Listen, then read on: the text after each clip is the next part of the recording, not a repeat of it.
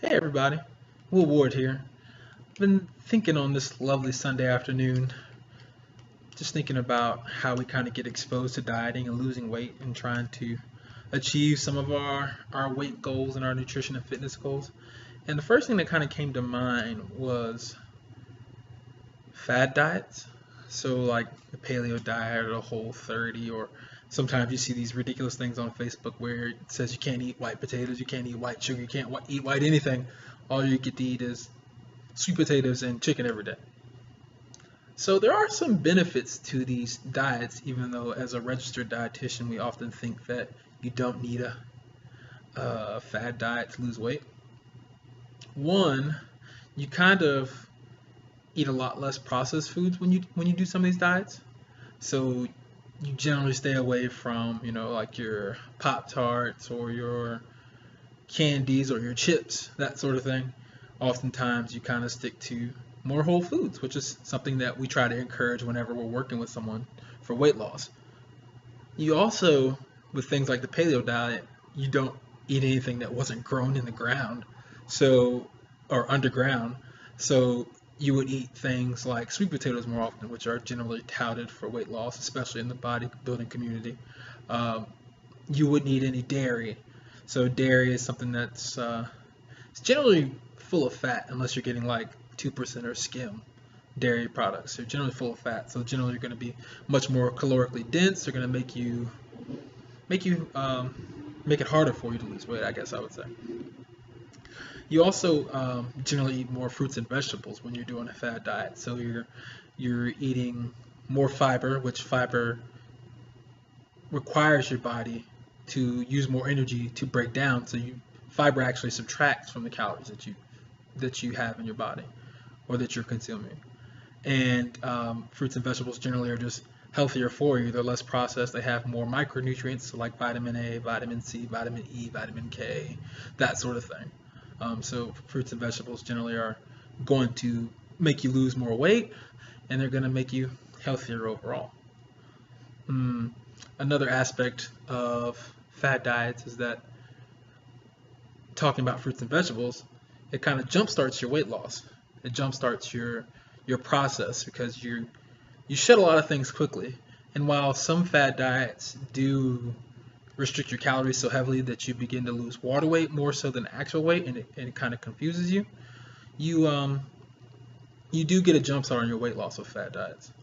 But one thing is definitely if you ever hear someone say, "Well, yeah, I lost like 10 pounds in a week or 20 pounds in 3 weeks," or something like that, that was mostly water weight. So you didn't actually lose any weight.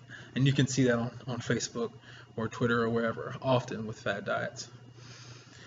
Some bad aspects of fad diets, though, the biggest one that, in my experience, is that you don't really understand why and how the diet works. So you eliminate all these foods really quickly, and you're just like, I'm not going to eat any of these foods at all. And then all of a sudden, you start dropping weight, but you don't know why and you don't know how. You just kind of know that it's working. And then you run into the other problem, which is they're unsustainable. So you stay on this diet with no refined sugars, no white foods, no alcohol, no nothing for like 3 weeks, and then in the last week you just go and binge because you're over it and you've had a rough week and your dog died and your girlfriend is a jerk or your boyfriend's a jerk and you're just so out of it. Your boss was an asshole at work, and then you go and you binge, and then you don't get back on the wagon because the diet was so challenging in the first place and you're already struggling with it. So one thing that we and I specifically try to teach is I try to teach people why a diet works. So if you think about why something like the paleo diet works, well, like I talked about, you're not eating as many grains, you're eating a lot more vegetables and fruits, so you're getting a lot more fiber, which is going to burn more calories for you. And generally, you're restricting the portions a little more. So you're not eating massive amounts of fat because you're not eating a lot of dairy or butter or added fats. You do eat some nuts and some oils and things like that, but it's difficult to go overboard with those. Um, Another thing that we think about fad diets as dietitians is that they're just not really needed because if you lay out your plate for success, so you make half your plate vegetables at most or all of your meals. It's tough in our country because we don't really eat vegetables for breakfast. So it's generally considered making half your plate fruits and vegetables because it's difficult to overeat on those and they have a lot more fiber in them. But if you make half your plate fruits and vegetables at all meals, and then make the other half of your plate 1/4 meat and 1/4 starch, then you will always be set up for success when you're trying to lose weight. One, you're going to have a lot more fiber in your diet, so you're going to burn calories like I talked about. Two, it's going to be much more difficult for you to overeat on things that you shouldn't overeat on, like pasta or super fatty foods, when you have half your plate being vegetables and fruits, because those things are going to have so much fiber in them that they're going to make you feel full within no time if you try to overeat on everything else and are eating those. The other thing when I talked about it not being sustainable is that we want you to be able to eat everything. We want you to be able to understand moderation.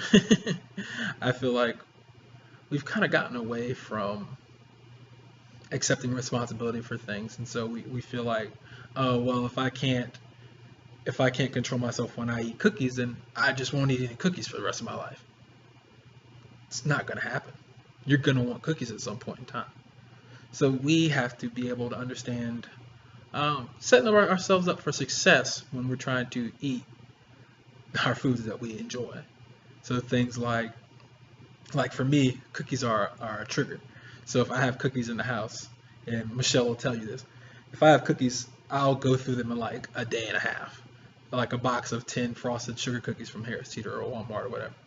So I can't buy those cookies because I'll go off on them.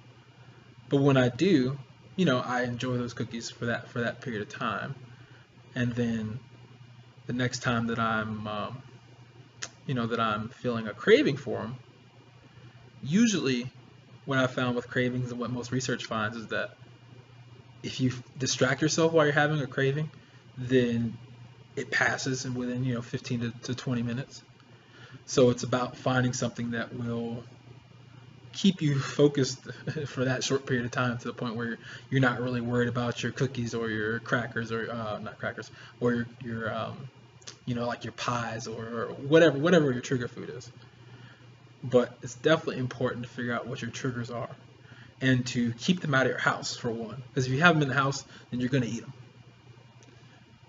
But anyways, I kind of got off topic, but I just wanted to kind of touch on how fad diets can be good, but in the long term, you're not going to survive off a fad diet. If you ever look at anybody who does a strict diet, like for a contest or for an extended period of time, then ask that person, could you do that for the rest of your life?